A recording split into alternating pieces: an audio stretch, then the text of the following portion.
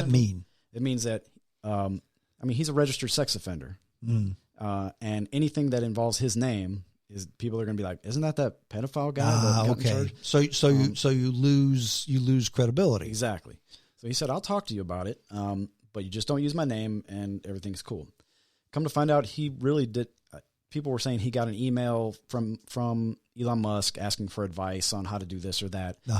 That wasn't the case, apparently. And in fact, when this Miss Luce went to talk to him, he didn't want to talk about anything to do with finance. He wanted to show her pictures that he had hanging on his wall and to talk about his personal life, really. On his wall, he had prominently him with the Clintons, him with Woody Allen, one of his best friends, the Crown Prince of Saudi Arabia, that he would talk about. He just kept saying, I know these people and I have influence with them. So was he just tooting his own horn or? He even got so far to try to make a case to saying that at one point in time, homosexuality was illegal. So it's just the public's,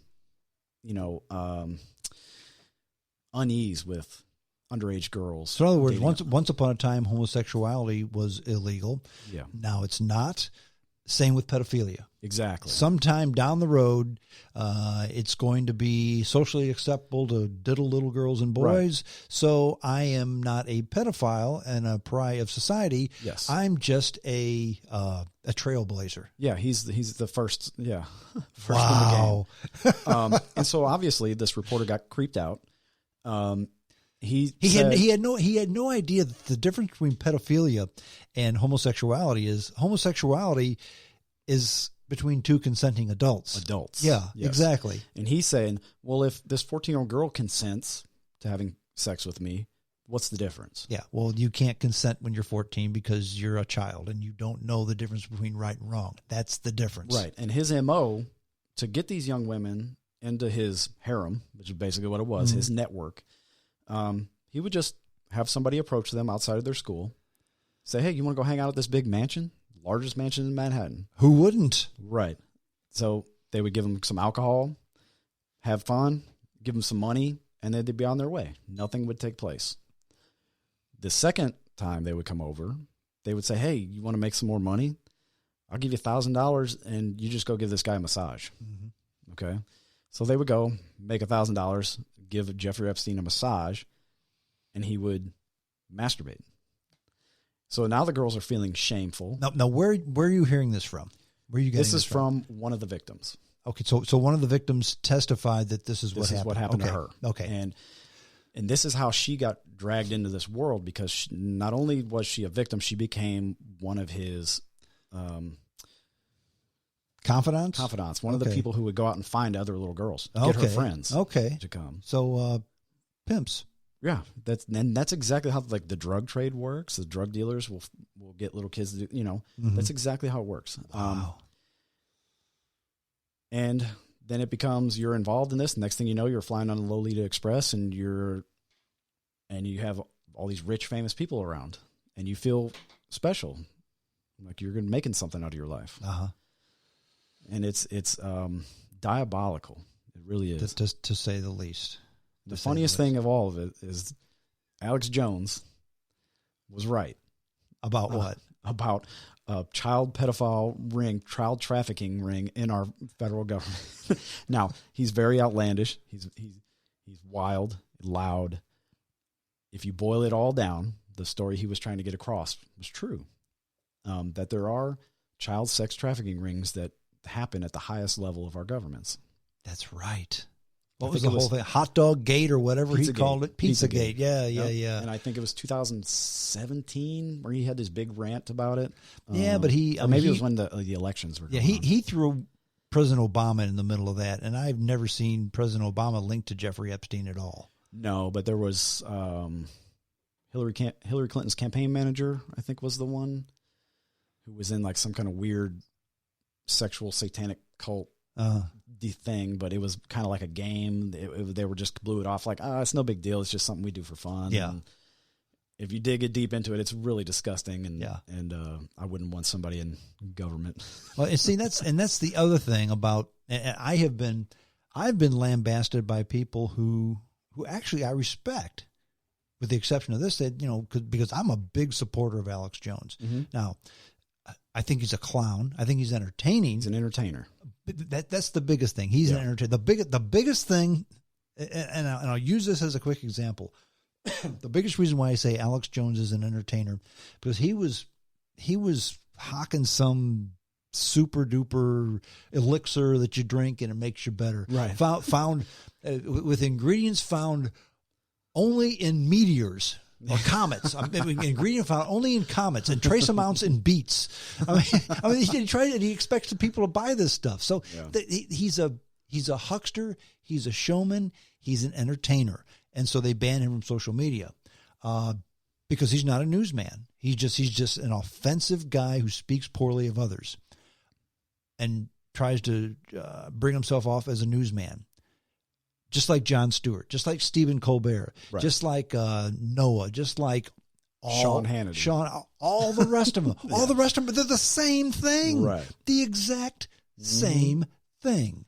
Except for they don't ramp it up to the extent that Jones does. Right.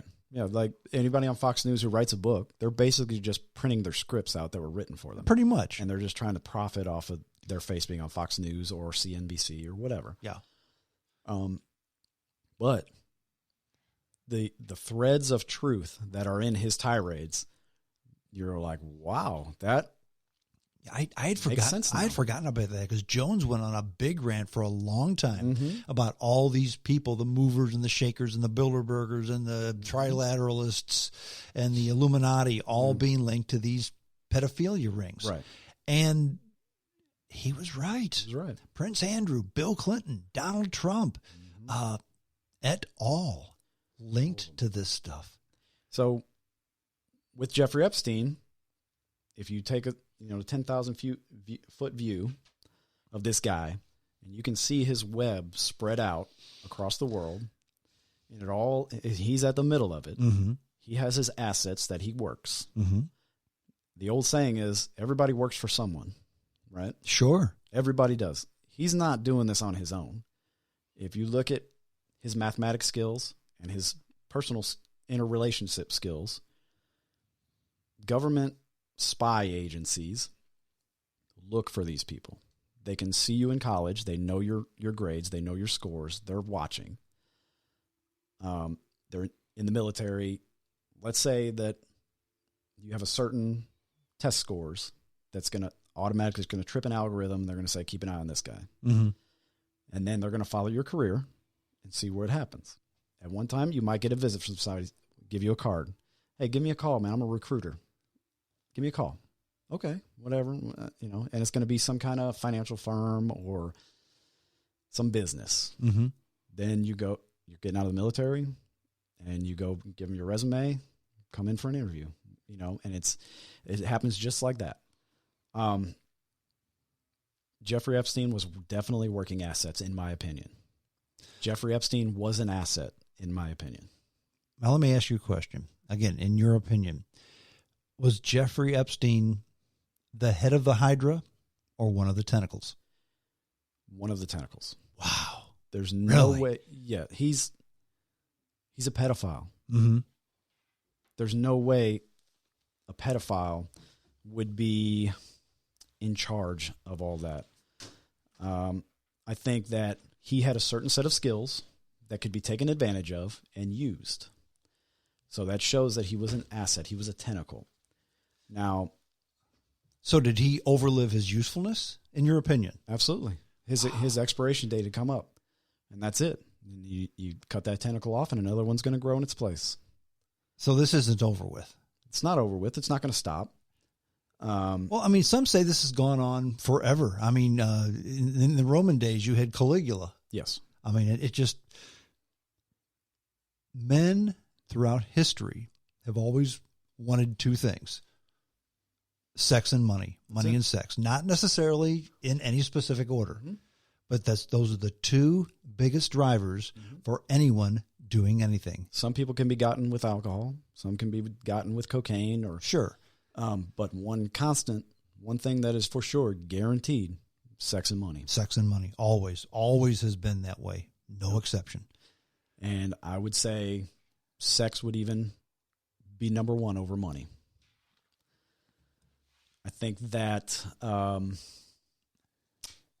lot of the connections that Jeffrey Epstein had, in my opinion, I see an Israeli influence more than American. Really? I would say more Mossad over CIA. Why do you say that? His involvement with the Iran-Contra affair is what really tipped me. I'm like, okay. Which is the strangest thing about the Iran-Contra thing. I mean, it just wasn't Colonel North selling guns to the Sandinistas. Right. Okay. But where did he get that money? Exactly. He got that money from Israel selling weapons to Iran. That was the bizarre part. And the other thing too, I mean, and I'm getting a little, I'm going to get criticism over this, but just in that little biography of Jeffrey Epstein that I used, I've just mentioned the last names of the people involved. Exactly. Epstein, what's some of the other guys? Khashoggi. Well, he's that's not that name, but Hofberg, Greenberg. They're all Jews. And from my list, Dershowitz, Berger, Bloomberg. They're all Jews. Now, we might get labeled as anti-Semitic conspiracy theorists. But that's not where you're going here. We're not saying the Jews are running the world and all that sort of stuff. But Jews on one hand, Israel's involvement on the other. Exactly. That's the link. Henry Kissinger is deeply involved with the Israeli government and putting Israel first, I would say. Nationalism. Over the United States. I don't know about over the United States. I wouldn't say that. I wouldn't say that. But I think that if the United States is strong, has a strong power in the world, Israel is going to be strong. We're rightfully so, have deep ties with Israel. Well, and they've been one of our biggest allies, and we've been one of their biggest allies throughout ever since the formation of Israel, and rightfully so, in my opinion. So. I agree. I think that the only democracy in the Middle East, a strong Israel, makes it safer for us here in America. So you think Mossad could be involved with this? I believe so. Wow. And I think if they are, that'll probably be the furthest it ever goes. Maybe an inkling of an idea of maybe possibly the Mossad is involved. What are we gonna hear next on this? In your opinion, how does this? Because this isn't going away. It's not going away. In fact, this will, in my opinion, this will not go away. In my lifetime, maybe yours because you're considerably younger than I am, but not in my lifetime. It'll never go away. It'll be like not as big, but it's like the Kennedy assassination or Clinton Inc. I mean, Clinton Inc. has been going on since the 1980s, and it's still out there. It's the Clintons are more of a caricature of what they are.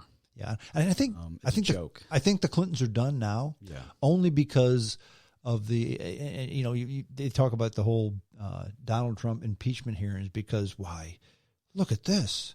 A guy who was running for president tried to have influence over foreign powers. Right. Well, that's what the Clinton Foundation was about. Yeah. Hundreds of millions of dollars of donations because if you do this for me, I'm going to be president real soon and I won't forget it. I mean, don't forget about when Hillary Clinton was Secretary of State, we sold radioactive material to Russia. Yeah. Via the Clinton Foundation. Exactly. Well, that's just a foreign transaction. Yeah, we do that kind of stuff all the time. Yeah, exactly. No exactly. And I don't know the Clintons are a big deal anymore. I think that ship has sailed. Right. Nobody comes to see him talk anymore. Hillary Clinton, every now and then, the only time she's in the news is when she drops a hint that she might run for president again. Or she bashes some candidate that she doesn't like. Yeah, like Tulsi Gabbard. Yeah, she called her a Russian operative. Yeah, and just when Tulsi Gabbard was the vice chairman of the DNC under Debbie Wasserman Schultz, didn't like what was going on with the whole Bernie Sanders putting a finger on the scale, and so was she booted or resigned? I think she resigned. Quit. Yeah, she quit and threw her full backing and support behind Bernie Sanders. Right. Which that's another whole other podcast. Yeah, but then but she wasn't written a check, unlike Bernie. Right. So we'll see how that plays out. I think this is not going anywhere. The memes are going to still be out there. People are going to put their eyeballs on it and say, "What is this Jeffrey Epstein thing all about?" Yeah. So the memes of today are the propaganda